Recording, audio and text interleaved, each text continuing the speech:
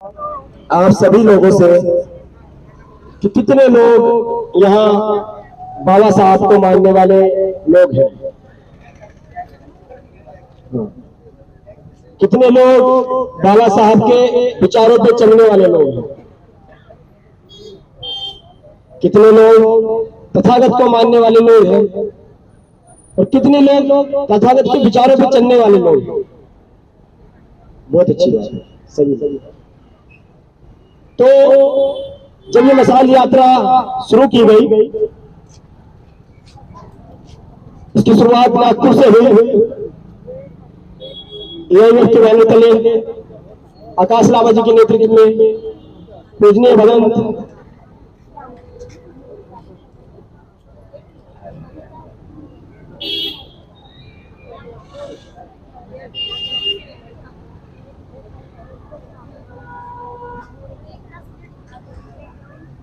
पूजनीय भगवंत चंद कीर्ति जी के नेतृत्व में और समस्त भिक्षु संघ जिन्होंने नागपुर की यात्रा में अपना सहयोग दिया। उसके बाद ये तय हुआ कि जो मसाल न्याय की मसाल, समता की मसाल जलाई गई है, उसको विदर्भा के जो जिले हैं सर्वप्रथम वहां लेके जाया जाएगा। और चूंकि ये मसाल देशव्यापी मसाल है, पूरे देश में घूमनी है, लेकिन सबसे पहले आपके विदर्भा को चुना गया। और जब मुझे ये जिम्मेदारी मिली तो भगवान चंद कीर्ति जी के सानिध्य में मुझे जिम्मेदारी मिली।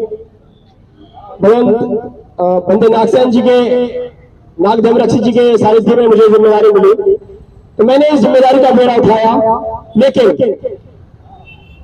हमने ये मसाल यात्रा तुमसर में की, गोंदिया में की, चंद्रपुर में की और गढ़चिरौली में की। अब आपके शहर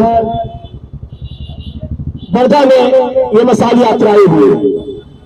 इन दिनों में मेरे सामने बहुत सारे प्रश्न थे, लेकिन आज जब हमने वर्धा में ये मसाल यात्रा की तो मुझे समझ आया कि गुरु शिष्य में क्या अंतर होता है।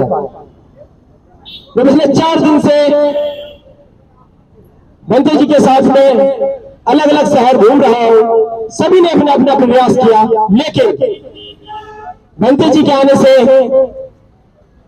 जो एक अलग ही ऊर्जा, एक अलग ही दृश्य, एक अलग ही भीड़ और एक अलग ही लोगों में कह सकते हैं जोश देखने को मिला, उसके लिए मैं भंते जी का साधुवाद करना चाहूंगा कि आपने यहाँ आकर पहली बार इस यात्रा में जो अलग अलग शहर में घूमी है, पहली बार भंते जी को बड़ी मुश्किल से समय निकालकर भंते जी यहाँ आए, लेकिन उनके आने से जो ऊर्जा इस आंदोलन में, इस मसाल यात्रा में आपके शहर में एक आई है, उसके लिए मैं बहुत बहुत साधुवाद करना चाहूंगा भंते जी को। जो मैं सवाल आप लोगों से पूछ रहा था कि कितने लोग मानने वाले हैं, कितने लोग चलने वाले हैं, जब हमने इस यात्रा की शुरुआत की थी उस समय हम ये संख्या सैकड़ों में थी। अभी ये संख्या उससे कम हो गई है। अगर हम 1 घंटा और रुकेंगे तो ये और कम हो जाएगी। क्यों? क्योंकि जिनके साथ हम लोग लड़ाई लड़ रहे हैं, जिनके खिलाफ हम जोर जोर से नारे लगाते हैं, उन्हें पता है कि 1 घंटा 1.5 घंटा जब तक इनके गले में शक्ति है बोलने की, जब तक इनके शरीर में ऊर्जा है, तब तक ये बोलेंगे। प्रशासन भी हमारा साथ देगा। और जब ये लोग थक जाएंगे उसके बाद चुपचाप अपने घर जाके सो जाएंगे। यूट्यूब देखेंगे, वहां नई कहानियां सुनने को मिलेगी, बहुत कुछ हम लोग करते हैं, लेकिन इन विचारों को अपने अंदर यहां से लेके जाने की जरूरत आज हमको है। हमको ये जानने की जरूरत है कि मसाल की रोशनी जो हमको दिख रही है, ये हमारे अंदर की वो आग है जो मांग हम लोग महाबोधि महाव्यार की कर रहे हैं। ये आग, ये मसाल जो जलाई गई है, हमें इस देश को, इस देश की सरकारों को, इस देश के प्रशासन को बता देने की जरूरत है कि जब अलग अलग धर्म के लोग, अलग अलग मान्यता को मानने वाले लोग आंदोलन करते हैं तो आपको डर होता है कि कहीं हमारी संपत्ति जला न दी जाए, कहीं हमारा नुकसान ना हो, कहीं दंगे ना हो, कहीं फसाद ना हो। लेकिन सिर्फ एक समय ऐसा आता है जब देश समाज के लोग सड़कों पर चलते हैं तो आप लोग बेफिक्र रहते हैं।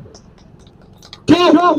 क्योंकि हम संविधान को मानने वाले लोग हैं, हम बाबा साहब को मानने वाले लोग हैं। लेकिन जब इस देश में स्वतंत्रता दिवस मनाया जाता है तब हमारे माननीय प्रधानमंत्री नरेंद्र मोदी जी को ये तो याद रहता है कि मुझे कैसे आरएसएस का बंधन करना है, लेकिन वो भूल जाते हैं कि हमारा भिक्खू संघ पिछले 5 महीने से लगातार